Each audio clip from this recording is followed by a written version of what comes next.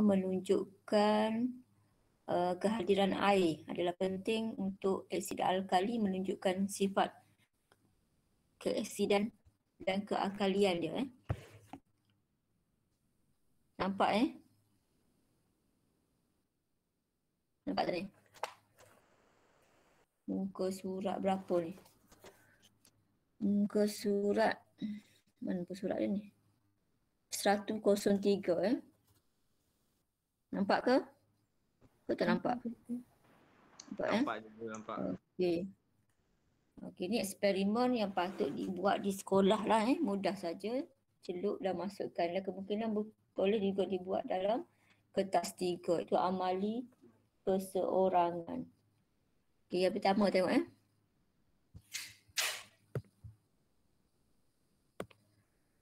Ketujuan untuk eksperimen yang ni sebelah kiri ni menunjukkan air diperlukan oleh asid untuk menunjukkan sifat keasidannya. Okey, penyataan masalah, adakah asid memerlukan air untuk menunjukkan sifat keasidannya? Ini pun kita dah baca secara teori, memang air diperlukan untuk asid tersebut menunjukkan sifat keasidannya. Okay, pemberi ubah dimanipulasikan sebab berdasarkan dia punya tujuan ataupun daripada masalah tu mestilah kita buat kehadiran air. Maksudnya satu eksperimen ada air, satu lagi eksperimen tiada air. Pemberi ubah bergerak balas ialah perubahan warna kertas limas biru sebab dia asid jadi gunakan kertas limas warna biru. Okay, pemberi ubah dimalahkan asid oksalik. Asid oksalik ialah sejenis asid lemah.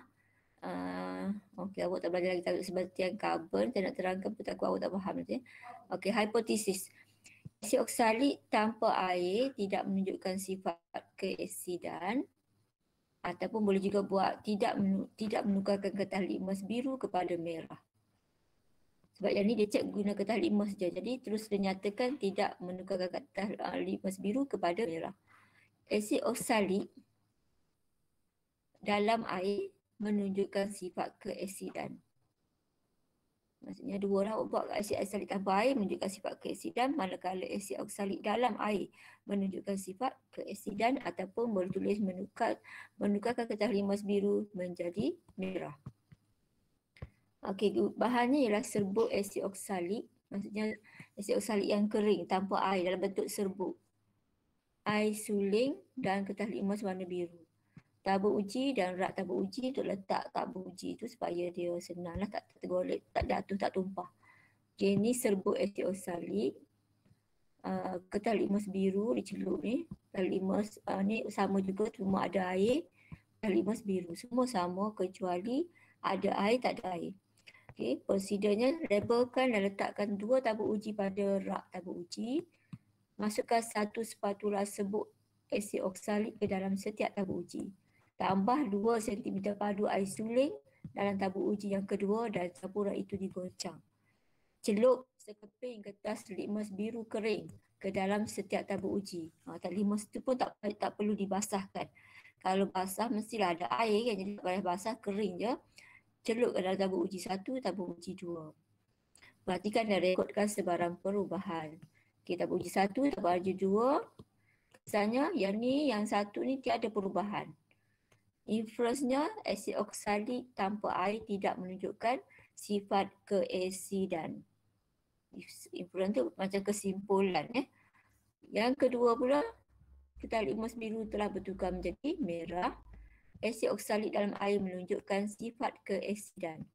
Jadi kesimpulannya hipotesis diterima. Ini berdasarkan pernyataan masalah di atas. Hipotesis diterima. Tadi ada hipotesis atas kan? Dia hipotesis dia mesti tulis cara je mengaitkan pemberi ubah yang dimanipulasikan dengan yang bergerak balas. Kita pergi pada yang eksperimen kedua, alkali. Tadi asid ni alkali. Okay, tujuan sama juga untuk menunjukkan air diperlukan oleh alkali untuk menunjukkan sifat kealkaliannya. Pernyataan masalah, adakah alkali memerlukan air untuk menunjukkan sifat kealkaliannya? Jadi pemberi ubah dimanipulasikan mestilah kehadiran air. Pemberi ubah bergerak balas ialah perubahan warna kertas litmus merah. Sebab dia dibentukkan jadi biru ke tidak. Pemberubah di Malacca ialah kita guna alkalinya ialah barium hidroksida. Ingat base ni mestilah oksida logam atau hidroksida logam. Jadi yang ni base lah ni. Sebab dia adalah barium hidroksida. Barium logam, ini hidroksida. Sebab dia mesti oksida logam atau hidroksida logam. Jadi yang ni kita guna hidroksida logam. Okey, hipotesis barium hidroksida tanpa air, dia tidak menunjukkan ataupun tidak menukarkan warna ketah limus merah ataupun tidak menunjukkan sifat alkali. Tapi bila barium hidroksida ditambah dengan air, dia boleh menukarkan ketah limus merah kepada biru ataupun dia menunjukkan sifat-sifat seperti alkali lah. Bahan barium hidroksida, air sulir, ketah limus merah. Piring kaca penitis. Okey, ni piring kaca lah Kemudian barium hidroksida. Kemudian ketah limus merah. Jadi barium hidroksida pun dalam bentuk serbuk. Letak satu spatula serbuk barium hidroksida kering dalam sebuah piring kaca yang jernih. Celup sekeping ketah limus merah kering ke dalam serbuk barium hidroksida. Sama juga. Jangan basahkan ketah limus tu. Celup kering je. Perhatikan dan rekod perubahan warna ketah limus. Tambah beberapa titis air suling. Maksudnya tak payah ambil bahan lain yang ni juga, tapi tambah air suling untuk melarutkan serbuk hidroksida kering dalam piring kaca. Maksudnya base ni larut dalam air. Sebab itulah dia pilih bahan ni. Sebab ada base yang tak larut dalam air. Ni base yang larut dalam air, jadi dia akan bentuk alkali barium hidroksida. Kemudian dia dah masukkan ketah limus merah, rekodkan perubahan warna ketah limus merah. Okey, tabuk uji, bukan tabuk uji lah ni kan. Dia guna piring kaca ni. Bukan tabuk uji ni, silap ni. Okey. Tanpa air dengan larutan aqueous ni, maksudnya yang dia dah tambah air tadi. Tambah air suling kan, beberapa titis tadi. Masuk sikit je ni, titis air suling sikit je. Cara perubahan ketah limus merah tak bertukar menjadi biru. Influence barium hidroksida kering tidak menunjukkan sifat alkali. Okey, untuk yang dah dititiskan dengan air suling ataupun yang membentuk larutan aqueous, ketah limus merah telah bertukar menjadi biru. Jadi larutan aqueous barium hidroksida menunjukkan sifat kealkalian. Okey, hipotesis diterima. Maksudnya mesti ada air, barulah asid dan alkali akan menunjukkan, barulah asid atau alkali menunjukkan sifat kealkaliannya.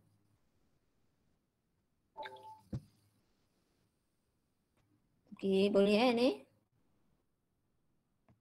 Mudahnya sebab dia dah ulang yang topik sebelumnya. Okey, kita pergi kepada kekuatan. Sebab dalam asid ni ada asid kuat dan ada asid lemah. Ada alkali kuat dan ada alkali lemah. Okay, tajuk 6.2 kekuatan asid dan alkali. Apa 6.2? Bab 6. Okey, bab 6 lah ni. Apakah dimaksudkan dengan asid kuat dan asid lemah? Terangkan dengan contoh. Okay, asid kuat ialah asid yang mengayon sepenuhnya dalam air. Ni. Awak kena hafal ayat ni. Kalau ada takrif tu kena hafal. Untuk asid kuat ialah asid yang mengayon sepenuhnya dalam air menghasilkan kepekatan ion hidrogen yang tinggi. Ion hidrogen betul buat koma, betul buat simbol H+ yang tinggi. Sebaiknya setiap bab tu buat dia punya istilah. Contohnya bab 3 formula dan konsep mol, formula dan persamaan kimia tu. Dalam tu apa yang perlu awak hafal takrif dia. Takrif boleh ambil dalam buku modul lah, sebab buku modul ni dah senang dah. Contohnya apa maksud formula empirik. Lepas tu buat kiri perkataan dia, ke kanan apa dia punya takrif dia. Lepas tu formula empirik, formula molekul, apa lagi? Apa maksud persamaan kimia ke, apa maksud atom, apa maksud molekul, apa maksud ion. Semua-semualah istilah yang perlu dihafal, awak buat ikut bab. Senang macam tu. Lepas tu buat kecil-kecil ke, kemudian boleh sambil-sambil tunggu apa-apalah, nak pergi kedai ke, tunggu mak awak ke, boleh buka macam nota poket tu, boleh baca. Yang nota yang awak buat sendiri. Macam tu lagi bagus. Okey, contoh. Asid hidroklorik adalah asid kuat. Contoh ni, contoh asid klorik yang menjadi asid kuat ni mengayon sepenuhnya dalam air untuk menghasilkan kepekatan ion hidrogen yang tinggi dan juga ion klorida yang tinggi lah. Yang pentingnya ion hidrogen sebab dia menunjukkan sifat asid. Jadi nyatakan menghasilkan kepekatan ion hidrogen yang tinggi dan ion klorida. Okay, ni asid hidroklorik ni persamaan pengayonan ion hidrogen dan ion klorida. Aqueous maksudnya dah ada air suling.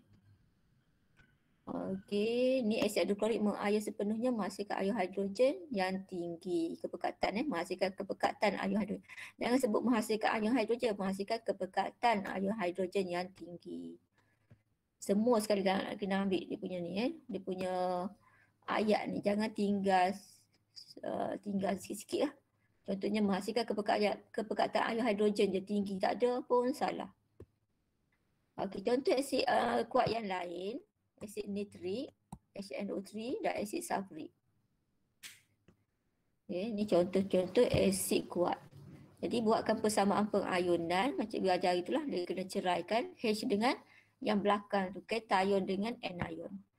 So cationnya hidrogen, ion hidrogen dan anionnya ion nitrat, NO3 negatif 1. Jadi apakah zarah-zarah yang hadir sebab ni ialah ion hidrogen dan ion klorida, H+ dan Cl negatif. Kemudian buatkan persamaan pengayonan untuk asid sulfurik. Ni. Okey. Dua ni kita kena seimbangkan, tambah dua sebab kat sini dua. Jadi asalnya awak hanya ceraikan yang ni. Okay, dapat ion hidrogen dengan ion sulfat. Ini kena hafal lah ion sulfat ni. Okay, kemudian H2SO4 kan. Tapi sebab kita kena seimbang, hidrogen ada dua, kena letak dua depan ni. Okey, lepas tu cek semua dah seimbang. Cas pun sama jumlah dia jadi kosong. Maksudnya 2 kali positif 1, positif 2 tambah dengan negatif 2 cas ni. So jumlah dia kosong. Sama depan ni dia tak ada cas, so kosong. Mesti seimbang dari segi cas dan juga bilangan unsur tu. Contohnya hidrogen tu ada satu lah. Kiri kanan mesti sama satu. So ion-ion yang hadir ialah ataupun zarah ni maksudnya apa dia punya zarah terkecil yang hadir. Molekul ke atom ke ion ke. Okay? So dia ada ion hidrogen dengan ion sulfat. Kita pergi kepada asid lemah. Asid lemah ialah kena hafal ayat tu kena hafal. Okay, asid lemah ialah asid yang mengayon separa dalam air, menghasilkan kepekatan ion hidrogen yang rendah. Jadi asid lemah depan mesti ada asid. Jangan buat asid lemah ialah bahan yang mengayon separa. Salah Asid lemah ialah asid yang mengayon separa dalam air, menghasilkan kepekatan ion hidrogen yang rendah. Mesti ada ni dalam air. Kalau tak ada air pun salah. Jadi saya kata hafal satu-satu. Okay, contoh asid etanoik ialah asid lemah.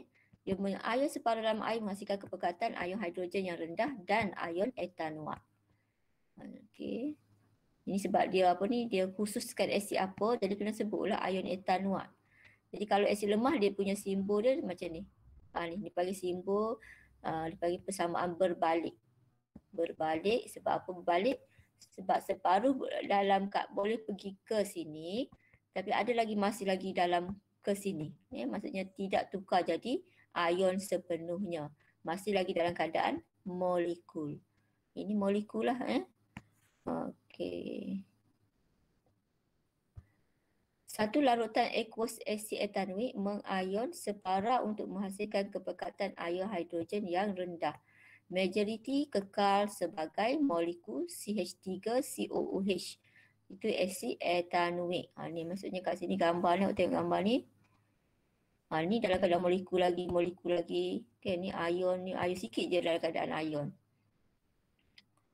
Okay, kemudian contoh lain bagi asid lemah ialah asid karbonik. So kena hafal juga yang ni, asid karbonik apa formula dia?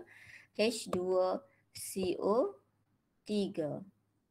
Tu ada dua lah yang awak dah boleh tahu ni. Asid karbonik, asid etanoik. Persamaan perayunan dia. Ni dia sebab dia asid karbonik. Okey. CO3 tu minus. Okey, juga ada persamaan macam ni. Berbalik. Jadi zarah yang ada ialah ion hidrogen dengan ion karbonat dengan asid karbonik dan dalam molekul. Sebab dia tidak bercerai sepenuhnya, so ada lagi yang depan ni. Yang depan ni. Ni ada lagi. Sebab dia tak bercerai sepenuhnya. Ada lagi molekul hidrogen karbonik. Ion karbonat, ion hidrogen, molekul hidrogen karbonik. Okey, seterusnya apakah dimasukkan dengan alkali kuat bila asid tu? Jadi awak kena ingat nama-nama bagi asid kuat dan nama-nama bagi asid lemah. Dan boleh buat persamaan pengayunan. Okay, masuk bagi alkali kuat dan alkali lemah dan terangkan dengan contoh. Okay, alkali kuat ialah alkali yang mengayon sepenuhnya dalam air menghasilkan kepekatan ion hidroksida yang tinggi. Tadi kalau asid ion hidrogen, tapi kalau alkali dia mestilah ion hidroksida. Contoh natrium hidroksida. Yang cikgu suruh panggil dia NaO. Senang nak sebut kan. Okay, natrium hidroksida adalah alkali kuat mengayon sepenuhnya dalam air menghasilkan kepekatan ion hidroksida yang tinggi dan ion natrium. Ni kalau contoh ni lah. Dia akan hasilkan ion natrium dan ion hidroksida. Kesemua natrium hidroksida mengayon sepenuhnya menghasilkan kepekatan ion hidroksida yang tinggi. Maksudnya tak ada lagi dalam bentuk molekul ke apa semua. Semua tukar jadi ion-ion. Okay, contoh alkali kuat yang lain ialah kalium hidroksida, barium hidroksida. Okay, buatkan persamaan perayunan senang saja kan. K plus OH negatif. Jadi ion yang hadir semuanya adalah ion ni dengan ion ni lah. Kalium dengan ion hidroksida. Okay, tapi barium hidroksida ni sebab dia ada dua ni, awak kena hati-hati cara seimbangkan persamaan. Okay, kena tambah dua sini. Ceraikan, tapi nak samakan, dia nak balance kiri kanan, kena tambah dua depan ni. So ion barium ingat ni Ba2 plus ni pun ramai yang Ba plus lah, dia lupa Ba2 plus. Zarah yang hadir Ba2 plus dengan OH negatif sebab dia bercerai sepenuhnya ataupun mengayon sepenuhnya. Kita pergi kepada alkali lemah.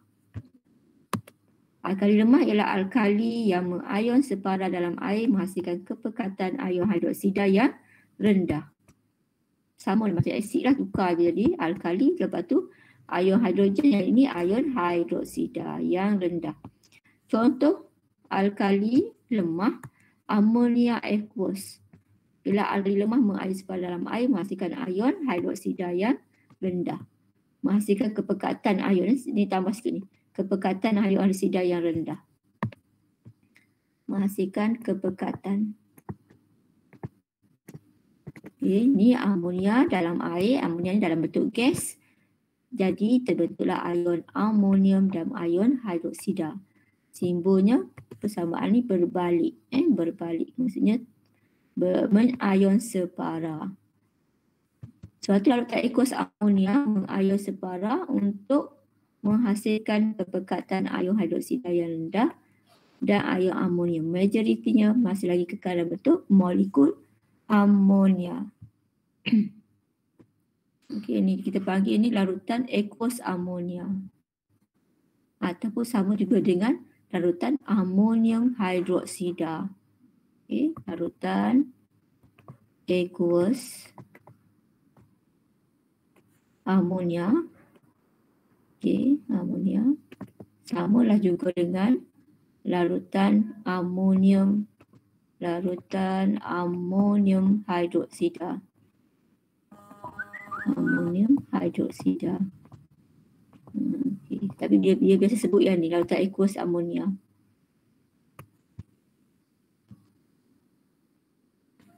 Okay, dapat ke ni?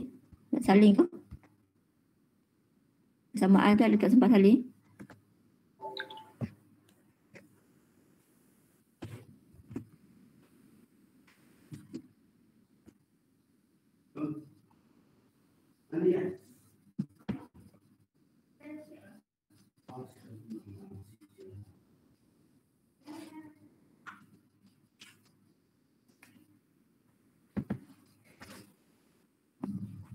Dah Okey, terus pada muka surat 106. Sifat kimia asid dan alkali. Sifat kimia. Ya. Yang tadi tu apa tu? Larutan aqueous amonia sama dengan apa tu? Oh ni. Larutan aqueous amonia sama juga dengan larutan amonium hidroksida. Amonium hidroksida. Tapi dekat jadual tak ada pun. Apa dia? Dekat jadual tak ada pun amonium hidroksida. Dekat mana?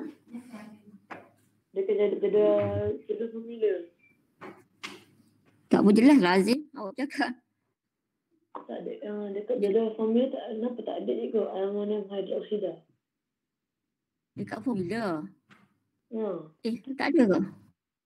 Tak ada. Tak ada tak apa lah, tapi sama dengan larutan X amonia lah.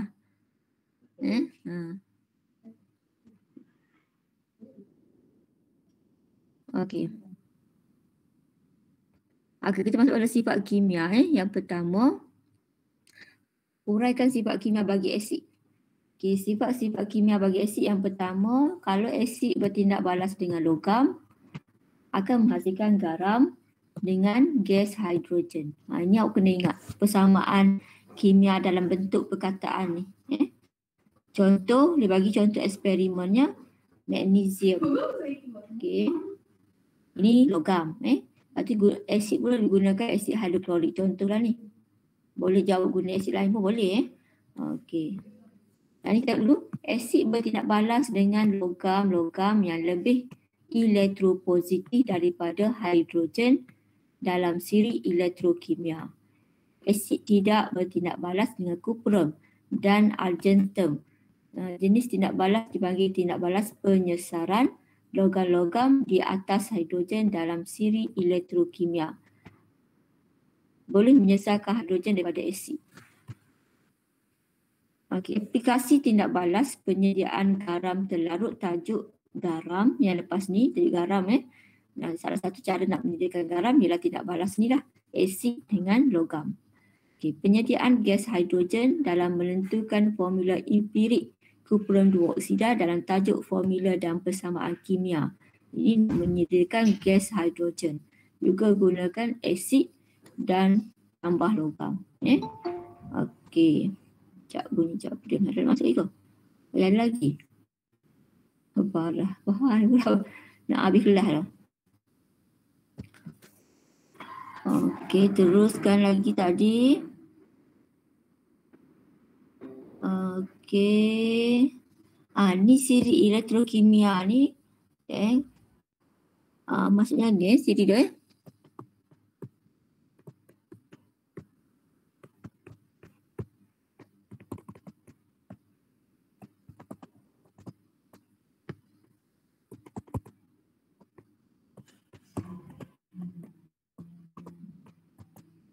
Okey, ni hidrogen. Ni siri elektrokimia.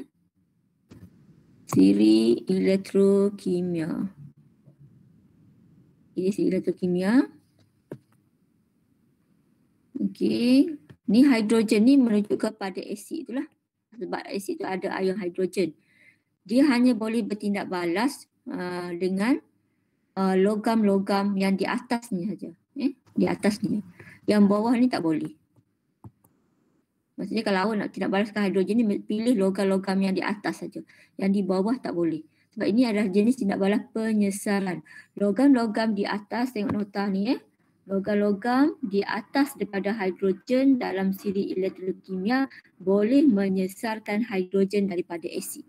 Logam-logam di atas ni dia boleh sesarkan maksudnya keluarkan hidrogen itu daripada asid, dan hidrogen yang dikeluarkan itu membentuk gas hidrogen.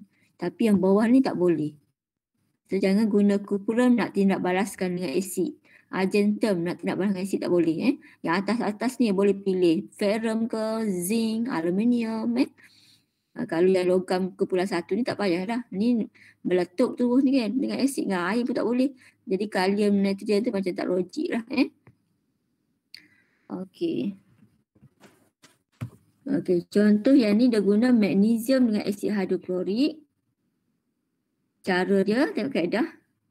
Dia guna serbuk supaya cepat, nak guna pita tape tu pun boleh, ataupun serbuk.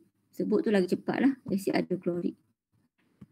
Okay. Sebab dia mengeluarkan gas hidrogen, jadi kita kena uji dengan kayu uji menyala. Ini awak dah belajar masa sekolah rendah ataupun menengah rendah lagi. Cara nak uji gas hidrogen guna kayu uji menyala kalau oksigen kayu uji berbara. Okay. Sebanyak 5 cm padu asid hidroklorik cair dimasukkan ke dalam tabung uji. Okay, kita guna yang cair je, kalau yang pekat nanti terlampau laju nanti keluar gas. 1 spatula serbuk magnesium ditambah pada asid kayu uji menyala diletakkan pada mulut tabung uji. Maksudnya tak perlu masukkan ke dalam, kat mulut je. Semua pemerhatian direkodkan. Okey, pemerhatian pepejal magnesium ni warna kelabu. Pepejal kelabu terlarut. Maksudnya dia jadi makin sikit. Itu maksudnya terlarut. Gelembung gas tak berwarna dibebaskan. Kita nampak gelembung-gelembung macam apa? Macam membuat macam itulah. Apabila kayu uji menyala diletakkan pada mulut tabung uji, bunyi pop dihasilkan. Bunyi pop kecil je lah. Sebab gas dia pun sikit je. Kalau banyak gas bunyi lagi kuat lah. Macam satu letupan tapi tak meletup pun. Tak perlu takut. Letak lepas tu tutup dengan jari. Bila masukkan magnesium takut dia punya tu keluar, awak tutup dengan jari sebab tabung didih ni kecil je kan. Tutup dengan jari je. Lepas tu angkat. Standby kayu uji menyala tu letakkan di mulut tabung uji. Bila awak buka ibu jari tu dia akan bunyi pop. Kalau jari tu gemuk-gemuk okey lah, dia tutup penuh lah.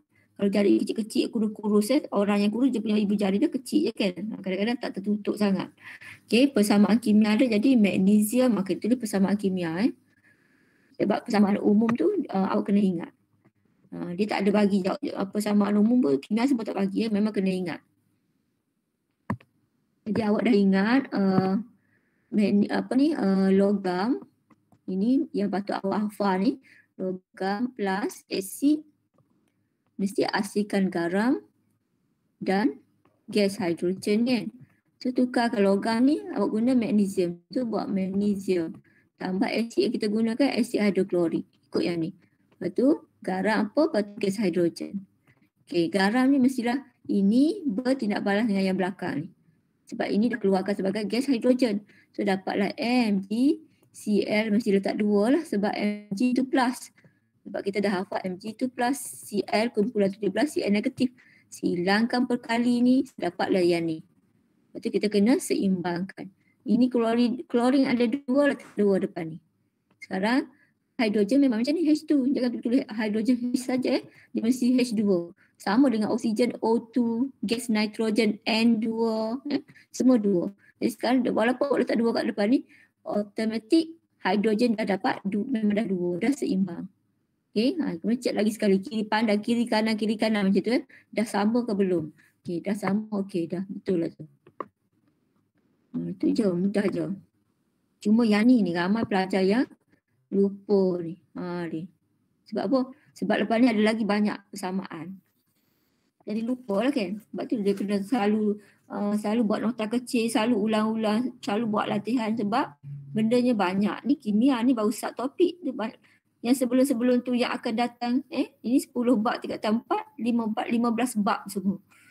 Ini bab besar, belum lagi tengok start topiknya. Memang banyak. Ni kimia awak nak kena biologi lagi, fizik lagi. Okey, inference. Magnesium bertindak balas dengan asid hidroklorik sebab ada gelembung gas dan bunyi pop tu lah bukti maksudnya dia tidak bertindak balas. Kalau tak ada tindak balas maksudnya tak adalah perbuatan, tak ada gelembung gas, senyap je. Okey, gas hidrogen terbebas. Iaitu inference, kesimpulan. Kalau pemerhatian buat macam ni. Ni kaedah pemerhatian apa yang nampak je. Tak cakap lah hidrogen gas keluar. Awak kan nampak hidrogen gas. Tak keluar H2 keluar. Awak nampak ke? Kalau nampak mesti semua kita lari kan.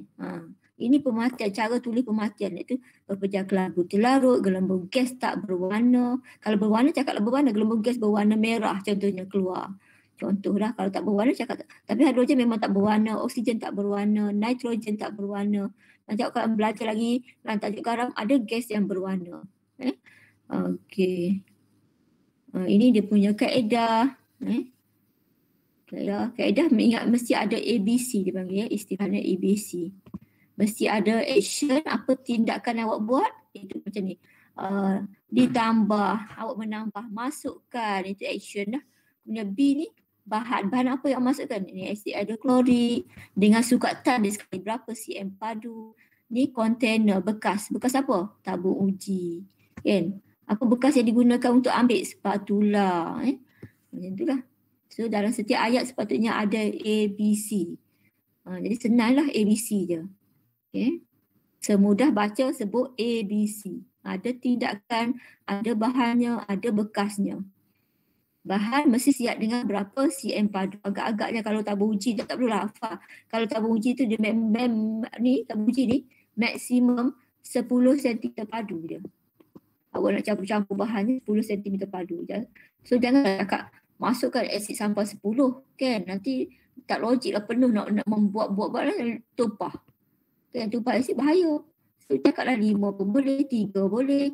Dia tak adalah skema tu contohnya skema bagi 2 cm padu. Tiba-tiba awak tulis 3 cm padu. Tak adalah dia bagi salah. Dia tak bagi salah. Boleh dalam lingkungan tu. Dalam lingkungan logik tu dia terima. Kalau satu takutnya sikit sangat kan sampai serbuk ni tak sempat tu dah habis lah. Paling kurang buat 2 lah. 2 sehingga 5 ke kalau lebih takut membuat-buat tumpah. Buat logik lah, buat logik. Tak ada kata kalau skema ada 3, pelajar semua kena tulis 3, tak ada. Tapi kalau isi padu ingat berunit.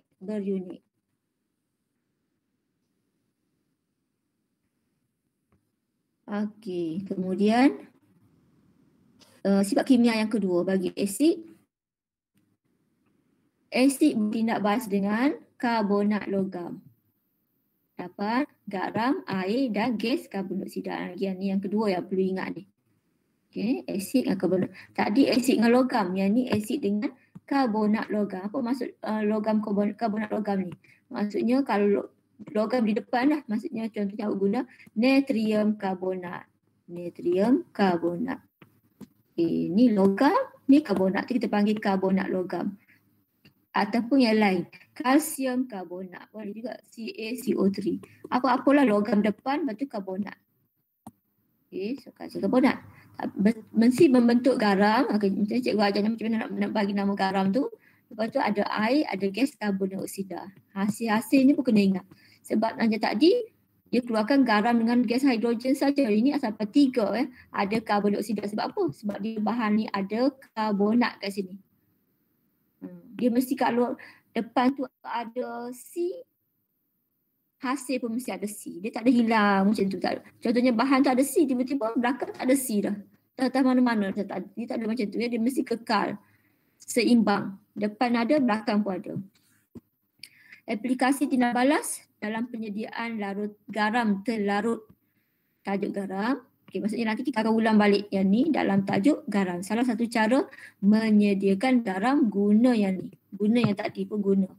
Ujian pengesahan bagi ion karbonat dalam analisis kualitatif garam. Ni yang cikgu kata ambil sampel garam, awak kena uji cation dia dan anion. Jadi ni dalam satu contoh ion karbonat tu dalam anion CO3 2-. Kita akan uji lagi ni. Guna ke yang eksperimen ni.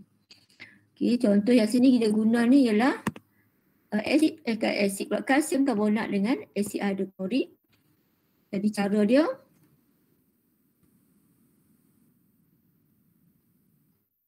ialah dia pakai 2 tabung uji sebab di sini dia kena letak air kapur. Air kapur untuk ujian pengesahan bagi gas karbon dioksida sebab dia menghasilkan gas karbon dioksida. Asid hidroklorik, kemudian ada kalsium karbonat. Kalsium karbonat ni boleh juga awak gantikan dengan kulit telur boleh, cengkerang, siput, kerang, kulit kerang. Sebanyak 5 cm padu asid hidroklorik cair dimasukkan ke dalam tabung uji. Cakap 5 cm terpadu, separuh Jangan buat tambah 10. Satu spatula sebut kalsium karbonat dimasukkan ke dalam asid tersebut. Gas yang dibebaskan dilalukan melalui air kapur seperti yang ditunjukkan pada gambar rajah. So, kita tutup dan ada salur penghantar nak masukkan gas yang dibebaskan itu ke dalam air kapur. Tak boleh main tuang itu sebab gas ni dia bebas keluar. Kalau tak letak salur macam mana dia boleh masuk dalam air kapur? Sebab kena letak salur dan halakan masuk ke dalam. Ni salur ni pastikan ke dalam air kapur. Jangan awak lukis kat ni je. Macam mana gas karbon dioksida tu nak masuk dalam air kapur? Tak boleh kan? Jadi salur tu mesti masuk ke dalam air kapur. Semua pemerhatian direkodkan. Okey, kemudian kita pergi kepada pemerhatian. Pemerhatian. Pepejah putih terlarut. Pepejah putih tu ialah apa dia? Kalsium karbonat. Terlarut. Gelembung gas tak berwarna dibebas. Maksudnya gas karbon dioksida pun tak ada warna. Bila gas tersebut dilalukan melalui air kapur menjadi keruh. Okey, persamaan kimia. Okey, yang ni kita ganti. Macam cikgu ajar je, cara nak buat persamaan kimia tu. Okey, asid diguna asid HCl. Okey, HCl tambah kalsium karbonat CaCO3. Sebab persamaan kimia ni penting memang penting. Kalau memang tak mampu lagi tulis persamaan kimia memang fail dalam tangan. Memang ni bukan fail tak dapat A+. Fail dalam tangan bila persamaan formula tak hafal lagi. Memang awak akan fail. Peringkat sekolah memang fail. Sebab peringkat sekolah 40 markah. Ramai memang fail lah kimia. Berbelas-belas orang lulus. Masa setiap terlima tu, pelajar terlima tu, terlima sekarang ada 3 kelas kan. Final exam dia form 4 hari tu kan tutup je sekolah. So dia buat exam, final exam bulan bila buka sekolah tu. Buka sekolah bulan 4 kita Bulan 4 baru dia periksa. Dia periksa 16 orang sahaja lulus daripada 100 lebih pelajar tu. 100 berapa je kita ingat. Kelas Sina ada 38. Kelas IR ada 5 IR berapa kan? Cikgu yang ajar tak ingat berapa. 5 IR, 38. Sikit-sikit dia 31 je. 31, lepas tu kelas yang Ayan tu ramai. Sikit 33. Kelas Sina lah paling ramai, 38 Dan 3 kelas tu 16 pelajar sahaja lulus. Sebab apa? Sebab formula ni lah. Sebab formula dia ramai yang hafal. So awak boleh kalau nak target gagal je tak payah hafal lah. Tak payah hafal formula ni. Memang gagal dalam tangan. Lama lagi saya tahu memang tak hafal. Yang nak tunggu lepas SPM baru nak hafal tak ada guna lah kan. Okey, sebab dari matrikulasi nanti belajar lagi ni. Jadi baiklah awak hafal terus-terus. Ramai yang masuk dapat matrikulasi walaupun fail. Fail tak boleh lah. Kalau SPM mau fail kimia memang tak boleh masuk matrikulasi lah. Kalau dapat E pun tak boleh dah. D boleh lagi. Dengan syarat yang lain pun D lah. Maksudnya Bio D, AgMed D boleh lagi tapi 2 tahun. Matrikulasi 2 tahun, orang lain setahun. Tapi penat lah. Awak sebab tak ada basic sangat. Kalau D memang tak ada basic lah. Benda tu tak apa, benda ni tak tahu jadi penat. Jadi sekarang kalau penat-penat pun sekarang tak apa. Dan matrikulasi tu awak dah boleh pulung untuk dapat 4 flat. Macam tu. SD dapat apa? Garam. Ni ingat garam. Lepas tu air dan gas karbon. Air mestilah semua orang dah hafal. H2O. Lepas tu gas karbon dioksida semua orang dah mudah sangat ni dah hafal. Nama garam macam mana? Kita ambil ni logam ni dengan belakang asid ni. So dapat garam kalsium klorida. Macam tu. Kemudian seimbangkan. Tengok klorin ada 2, so letak 2 di depan ni. Lepas tu cek balik. Cek semua sekali betul tak cukup tak? Hidrogen 2, okey 2 dah. Klorin 2 dah. Ca ada dah 1. C karbon saja. Okey dah ada. Oksigen kat sini 3. Kita ada 2 tambah 1, 3. Okey dah. Kita pun pandang lagi sekali. Banyak kali lah. Kalau was-was lah. 10 kali lah. Pusing kepala tu kiri kanan. Itu penyakit was-was kan. Okey dah ni. Kalau nak mengelakkan was-was buat macam tu lah. Buat bagi 2 macam ni. Okay, hidrogen betul tak ada 2. Kat sini hidrogen dah ada 2. Okay, tanda right. Kemudian apa? Ambil klorin pula. Macam tu lah buat satu-satu. Kalau rasa macam tak boleh nak pandang kiri kanan macam tu kan, pening ke apa benda, buat macam ni. Buat style yang dipanggil slow. Okey. Persamaan kimia tadi ni cikgu tulis tadi lah.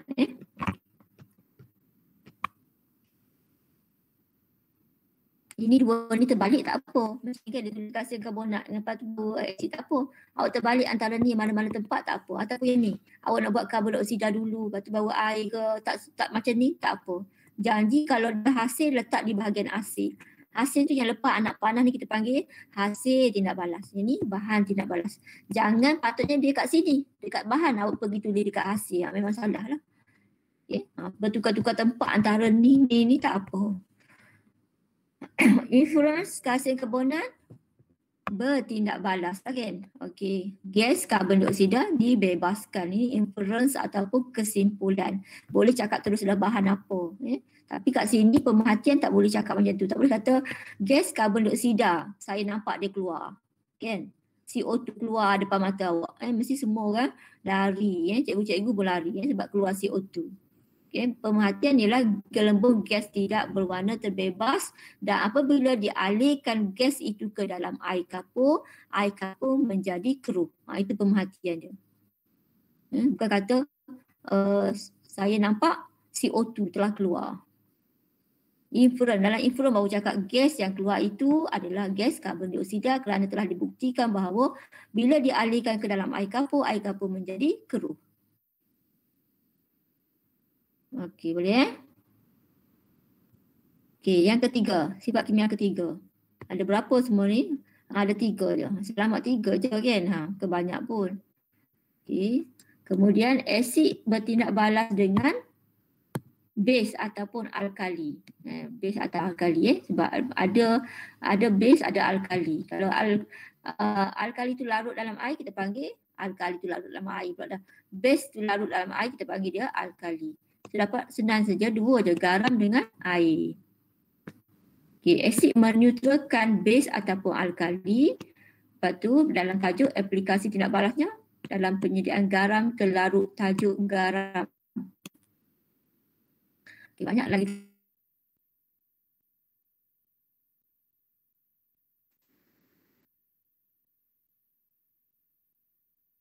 Dalam garam diutus dia asid sulfurik.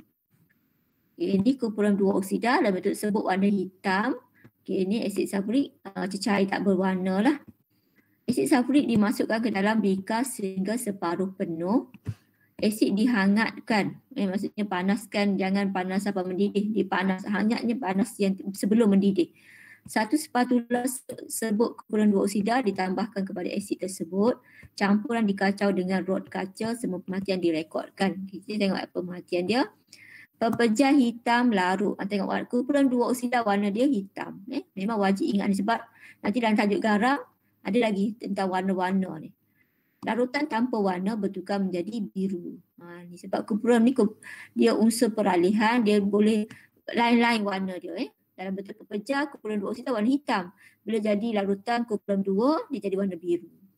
Jadi pepejah hitam itu melarut maksudnya dia bertindak balas dengan asid sulfurik dan bertukar menjadi warna biru.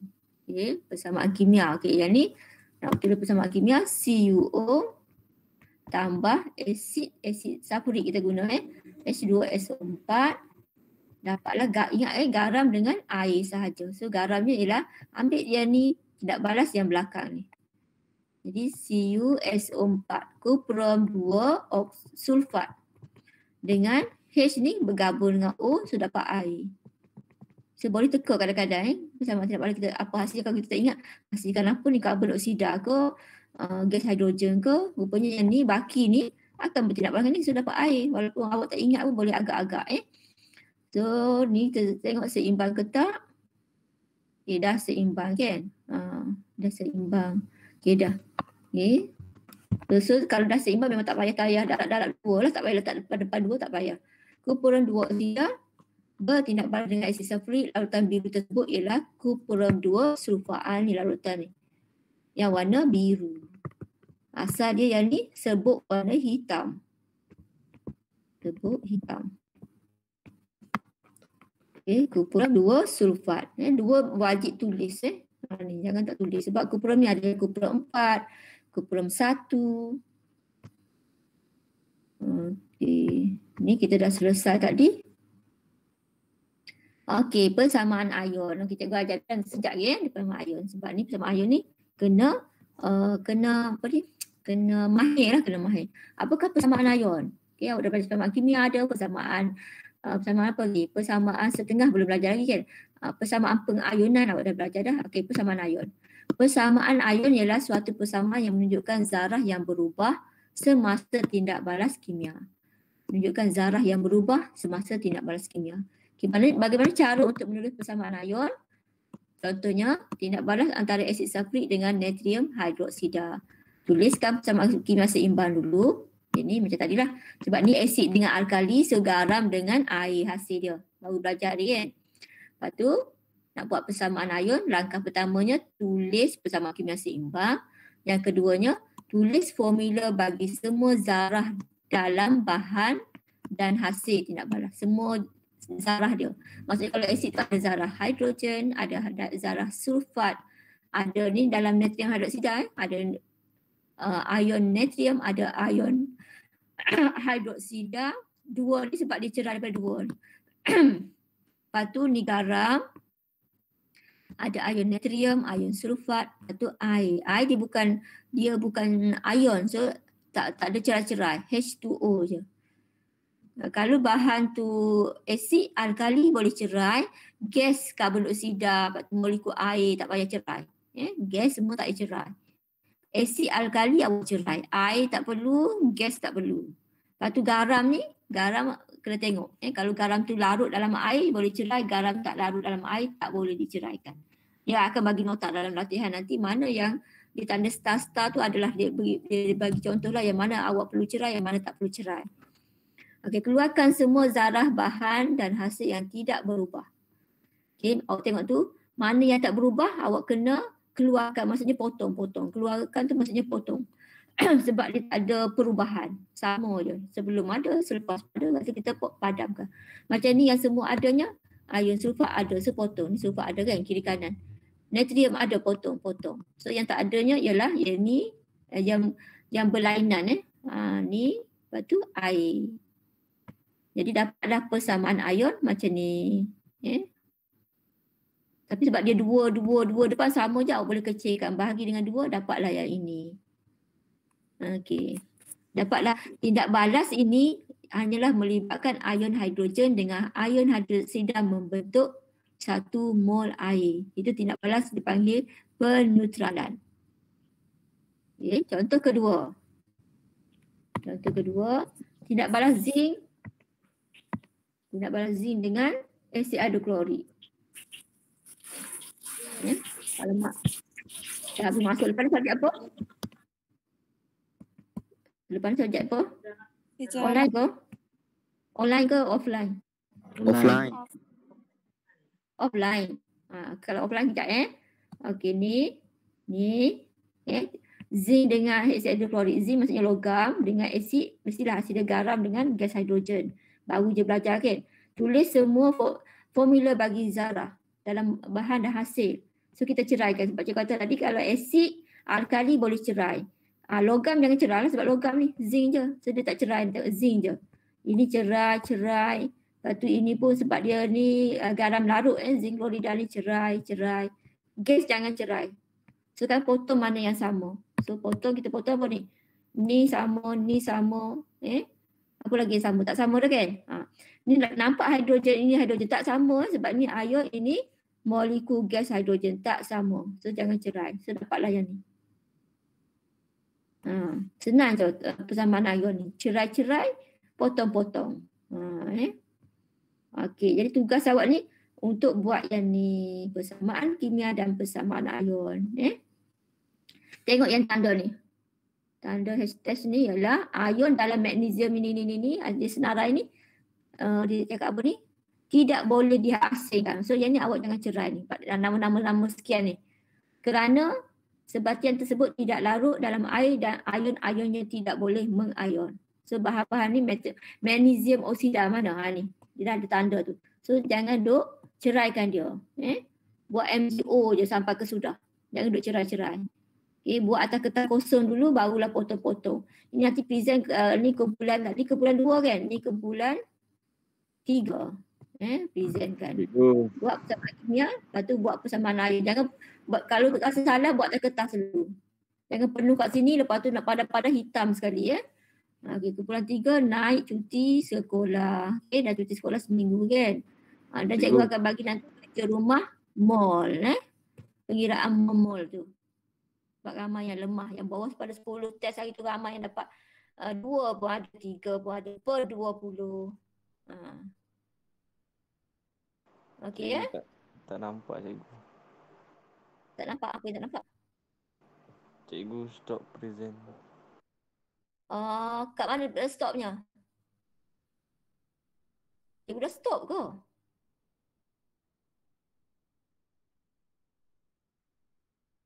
Dah tunjuk homework je lah. Homework tak apa. Awak tengok dah muka surat 108. Kan? 108 nombor 4 tu. Nombor 4 tu kan jadual tu. Jadual nampak tak? Tuliskan persamaan kimia dan persamaan ion. Lepas tu tengok di bawah nota tu. Ada yang tak perlu diceraikan.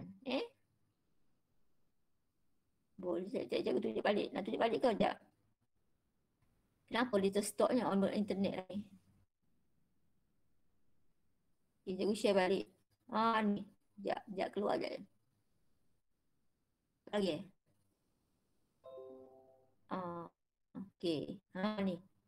Nombor 4 muka surat 108 kumpulan 3. Orang lain pun janganlah kumpulan 3 je buat. Awak buat juga atas kertas. Orang lain buat sendiri juga. Lepas tu bila kita dah bincang, awak yang betul tu tulis kat sini. Baru tulis yang bersih-bersih, elok-elok dah. Boleh, jangan harap kumpulan 3 yang buat. Tak apalah dia yang kena present. Biar dia je buat.